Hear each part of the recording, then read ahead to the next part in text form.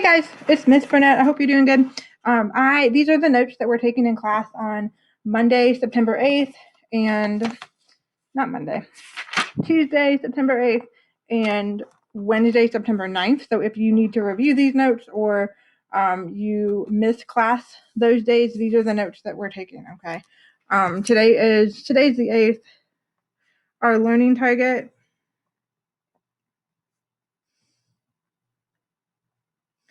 is that I can calculate the area of a parallelogram.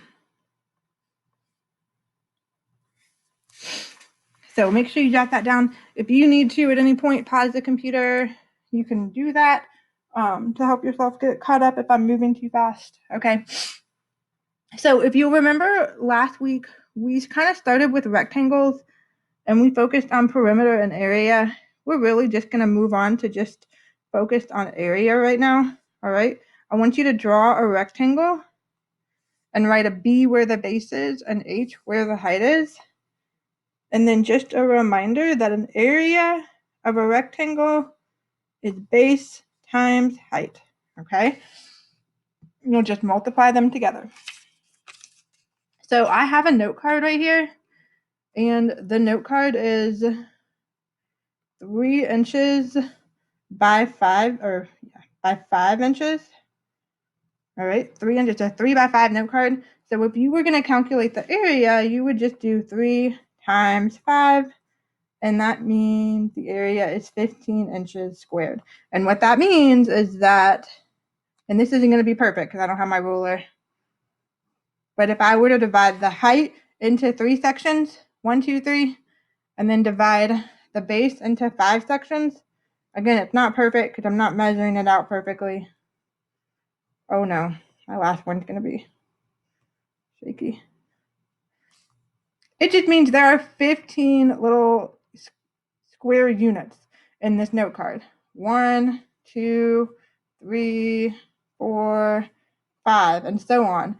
All right, 15 inches squared means there are literally 15 inches that are a square tall and a square wide within that little note card. Okay, so that's just kind of my example of the area of a rectangle. Now I'm going to turn the page. You don't need to turn the page because you didn't have to write that down. Okay, but I'm going to turn the page because I need more room.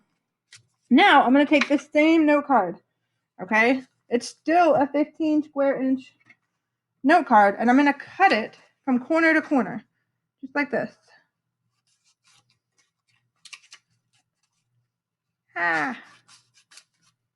Okay.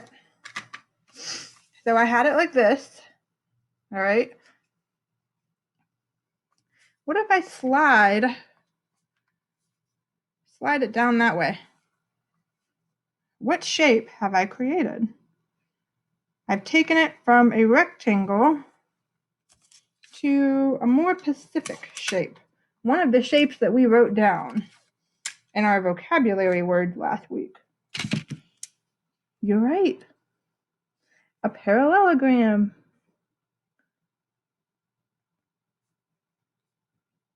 And I know it's a parallelogram because my sides, this side right here, is parallel to this side down here. And then my 2 sides over here are parallel, okay? The other thing that we said makes a parallelogram special is the opposite angles. This angle in this corner over here is the same measurement as this angle up here. And then the same thing on the other side. This angle right here will be the same measurement as this angle, okay? But here's my question for you. When we had the original note card over here, we said that the area was 15 inches squared. So what's the area of this? Have I lost any green space? Did I cut any part of the note card out? No. It's still the same note card. It's just rearranged. So that means that the area has to be the same area as before, 15 inches squared. Okay. what I wanted to show you, my purpose for doing that was to show you that when we find the area of a parallelogram,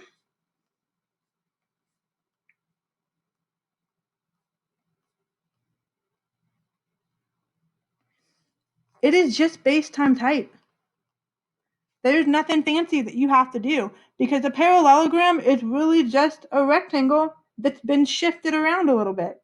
Okay, so when you find the area of a parallelogram, same thing as a rectangle, base times height. Okay. The other example that I can show you, I'm going to use a pink note card. This time I'm going to do corner, and I'm just going to take it up a little bit. I'm not going to do corner to corner. I'm just going to do corner to the top.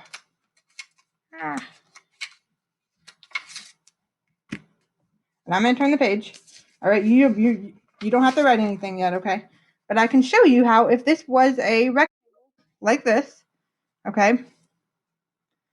If I slide it over like this, again, I've made myself a nice little parallelogram.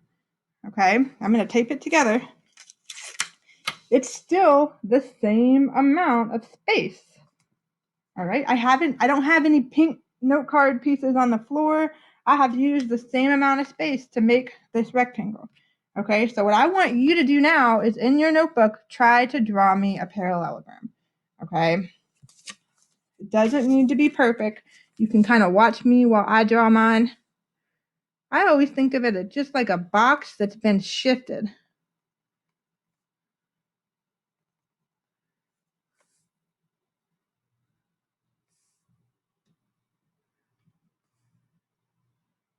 So just do your best to draw me a picture of a parallelogram. Okay. And we're going to label the base. How about 6 units? And then I'm going to label the height right here with, how about 5 units? And then I'm also going to label this side over here. We'll say it's 7 units. So the big issue with parallelograms is that people mistake. The base is pretty, like, most people can figure out which one is the base, but which one is the height? I have a 5 and I have a 7. So which one do I use as the height? I know it's base times height. Okay, listen carefully. The 5 is going to be your height, okay? We're going to write this down so we can always go back and super important.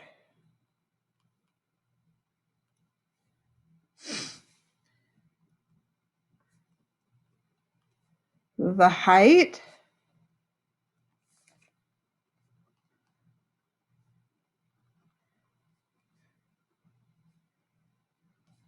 of a parallelogram must be straight up and down. It cannot be slanted.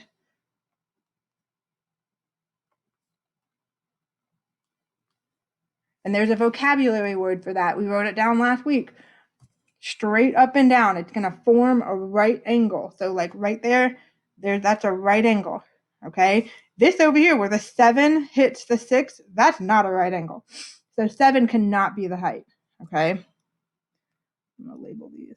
Height. Not the height.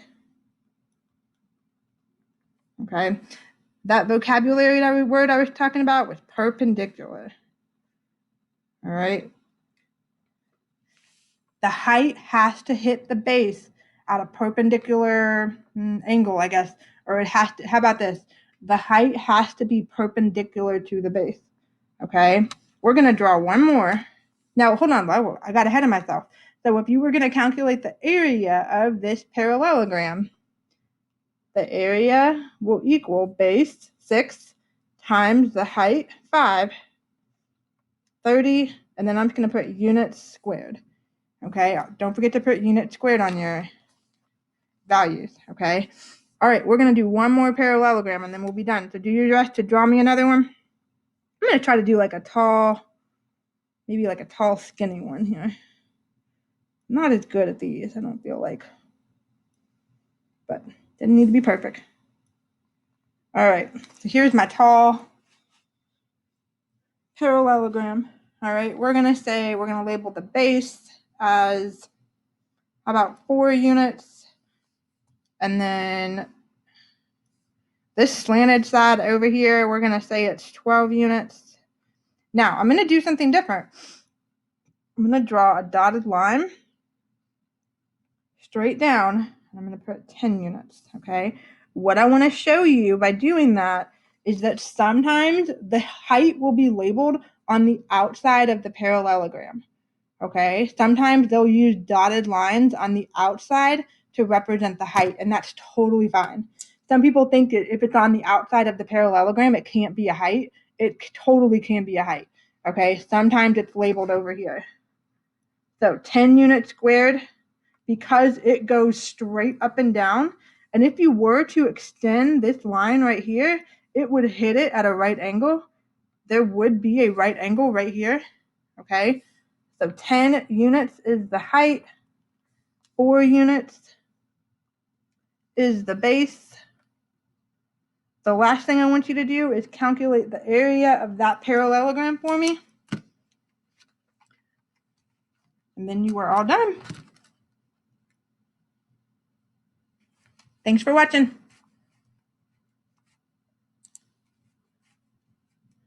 If you have any questions, just shoot me a message.